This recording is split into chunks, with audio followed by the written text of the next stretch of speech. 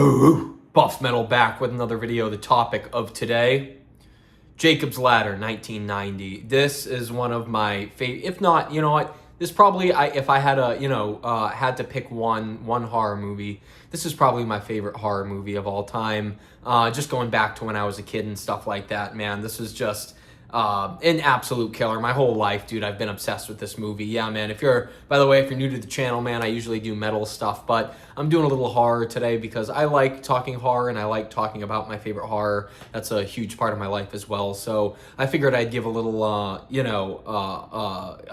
under-analysis. And I feel like a lot of horror movies get overanalyzed to death these days. But I wanted to talk about Jacob's Ladder, and I got a couple of relics here. This is my old copy just from growing up and stuff like that. This was like one of the first horror movies I ever had. It's so funny. The ideas in this are so big and so, I don't want to say cosmic, but like, so heaven and hell, life and death, and to think I was a kid watching this, trying to grasp them, which I never did. When I was younger, I didn't get like the bigger meaning. That being said, when I was a kid, what I did find great about this movie was the gore, the scary scenes, the hospital scenes. So there's so many famous and classic scenes in this. So we're going to dive into it a little bit today. And I got a couple of relics. I got this. So obviously my DVD copy. I'd love to get a Blu-ray. And I also have the soundtrack on vinyl. This is a Waxwork press, I think, right? Yeah, Waxwork from way back in the day. I don't know what this fucking cover is here. I never really understood why they didn't just make the inside the cover, which is like something like this, you know what I mean, from that infamous insane asylum scene. But or this would have been a great cover too. But regardless, man, it doesn't really matter that much. The soundtrack, though, is a huge part of the Jacob's Ladder experience. So let's start from the beginning. What is Jacob's Ladder? Jacob's Ladder is about a war vet, so relatable. I think I even had this downloaded. I bought this movie and had it on me for my deployment overseas just because it's a comfort movie to me. I don't know if you guys feel this way, but some movies, dude, like especially horror movies for me personally, like they give you a certain sense of comfort when you watch them. And even as a kid, if I had a sick day or something, like, and I had to stay in my room or whatever, I'd put on Jacob's Ladder, probably in part because he spends a majority of the movie battling sickness and stuff like that. And yeah, dude, but the point is, so basically it's about, if you've never seen it, a war vet who comes home and he's battling with the life that he has now. There's something like kind of, he seems lost, right? He's plagued kind of by demons. There are these things that he keeps seeing, whether he's on the subway train, sometimes when he's at bars, when he's at parties and stuff, these demons keep popping up and they torment him. They torment Jacob through the movie. Jacob played by Tim Robbins, the dude from Shawshank Redemption. So as you follow him through, the question starts to come up, and he starts wondering himself, am I even alive? Am I dead or alive? And, you start wondering these big questions. And then it really, the movie takes a philosophical turn, and, I don't want to spoil the ending or whatever. Not that there's much spoil. And I kind of do want to talk about that a bit too before we go further.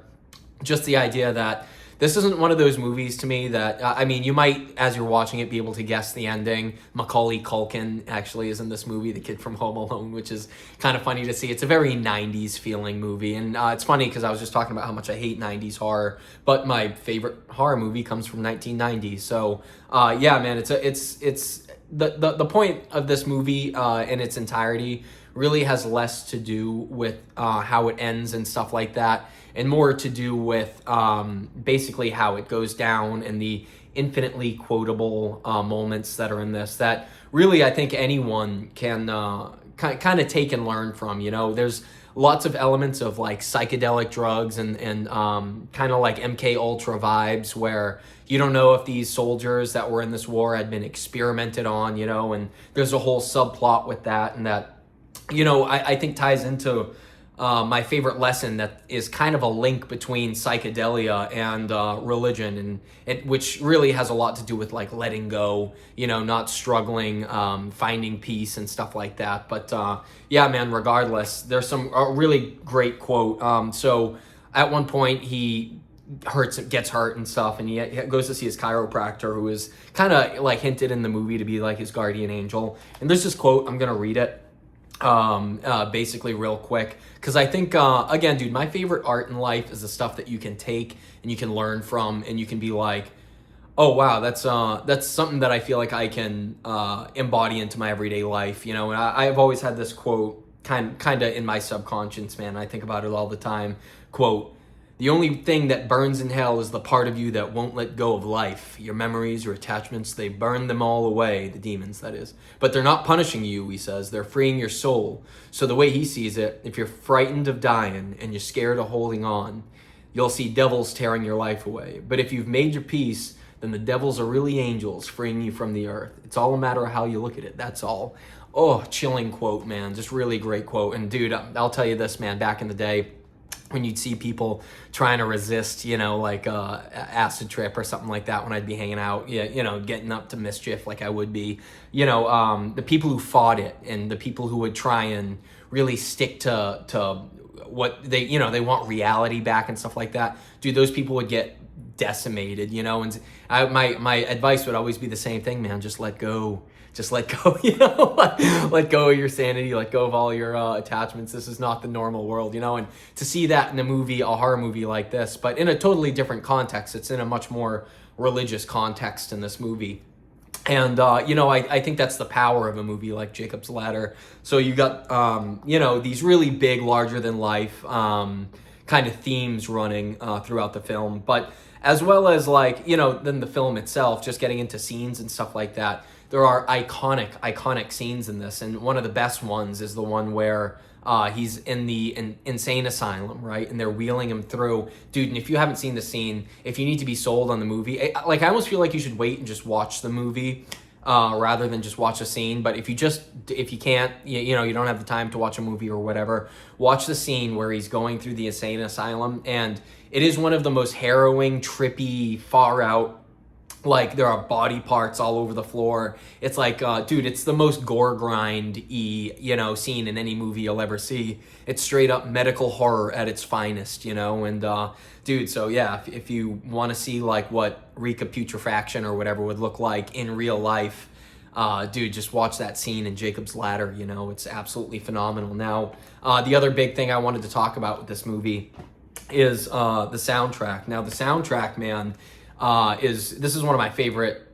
Well, I'd say it's my second favorite horror soundtrack I own, besides The Return of the Living Dead. That'll always be my favorite horror soundtrack, but just because that one's badass and I can listen to it anytime. But this is basically like if you took a Silent Hill game and you had basically an adjacent theme to that. The score to this movie is really creepy at times, and like you get your typical like symphonic ho ho ho and booms, and like you'd think that would be in a horror movie, but the ambient passages are absolutely phenomenal, man. It really rivals anything that you'd hear in like a Silent Hill game or Resident Evil game, because if you've ever played those, man, I think Silent Hill takes direct inspiration from Jacob's Ladder. So if you like Jacob's Ladder, man, there's no reason why you shouldn't like if you like Silent Hill, there's no reason why you shouldn't like Jacob's Ladder. But the point is like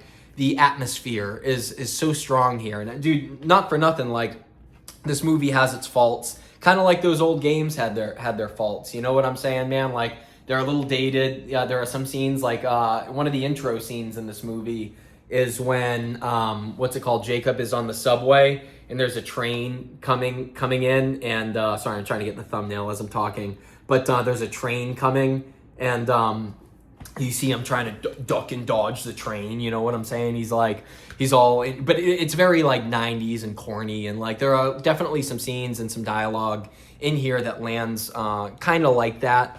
But if you just take the movie for the big messages, right? If you grab the main ideas in the film, if you watch all those crazy scenes, the party scene, how can you not talk about the party scene where basically he's watching his girlfriend get ripped apart by demons and stuff like that, man. Dude, there's just so much in it that is truly harrowing, iconic, and oddly comforting. And I think that blend, man, is what makes me so obsessed with Jacob's Ladder, and it's why I have been obsessed with Jacob's Ladder for all these years. So yeah, man, if you haven't seen this movie, please do so. I'm trying to think if there were any last minute things I wanted to talk about, but again, I guess not really. And how many times can I show you this goddamn DVD and vinyl?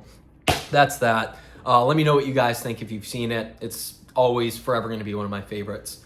Peace.